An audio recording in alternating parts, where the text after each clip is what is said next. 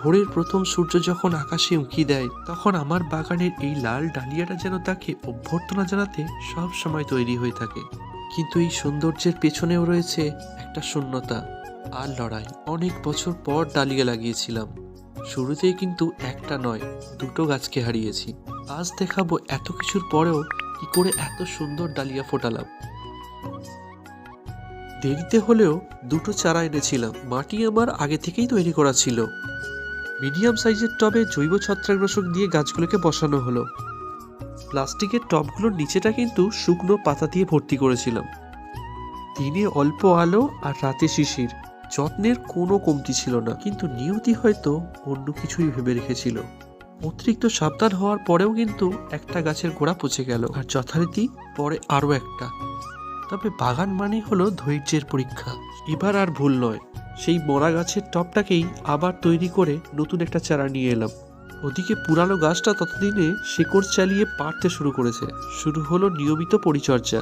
সপ্তাহে একবার সর্ষের খোল ভেজানো তরল সার আর পোকামাকড় ঠেকাতে জৈব কীটনাশক কাকা স্প্রে। ডালিয়া গাছের জন্য এই দুটো পরিচর্যা কিন্তু খুব জরুরি। গাছ দুটো ধীরে ধীরে সতেজ হয়ে উঠল আর গাছে প্রথম কুঁড়িও দেখা দিল।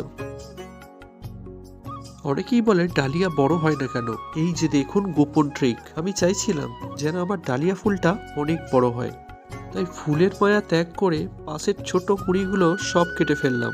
বেশি না, জাস্ট মেন বার্ড থেকে দুটো নোড। এতে গাছের সমস্ত শক্তি আর খাবার ওই বড় কুঁড়িটা পাবে, আর সেটা কিন্তু অনেক বড় হবে। অবশেষে অপেক্ষা সার্থক। একদিন সকালে দেখলাম কুড়িটা প্রথম ব্লাস্ট করেছে। লাল রঙের পাপড়ি একটু একটু করে উঁকি দিচ্ছিল, আর ধীরে ধীরে পুরো ফুলটাও ব্লুম করে গেল।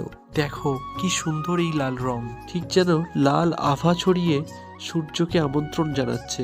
এখন দ্বিতীয় গাছেও কুড়ি আসছে, দেখা যাক সেখানে কি চমক রয়েছে। গাছ আমাদের ধৈর্য শেখায়। একটা গাছ মরে গেলেও আরেকটা গাছ কিন্তু তার জায়গা ঠিকই নিয়ে নেয়। দেরিতে হোক বা তাড়াতাড়ি, টবে হোক বা মাটিতে, ছত্রাকনাশক আর কুড়ি ছাঁটাইয়ের নিয়মগুলো কিন্তু সব সময় মেনে চলতে হবে। আজকের ভিডিওটা মোটামুটি এখানেই শেষ করছি। দেখা হবে আবার পরের কোনো ভিডিওতে। তাহলে আজকের গল্পটা কেমন লাগলো তোমাদের অবশ্যই কমেন্ট করে জানাও, আর চ্যানেলটাকে সাবস্ক্রাইব করে দিয়ে চ্যানেলের সঙ্গে থাকো, যাতে এরকম সুন্দর সুন্দর গল্প তোমাদেরকে উপহার দিতে পারি। তো আজকের মতন টাটা।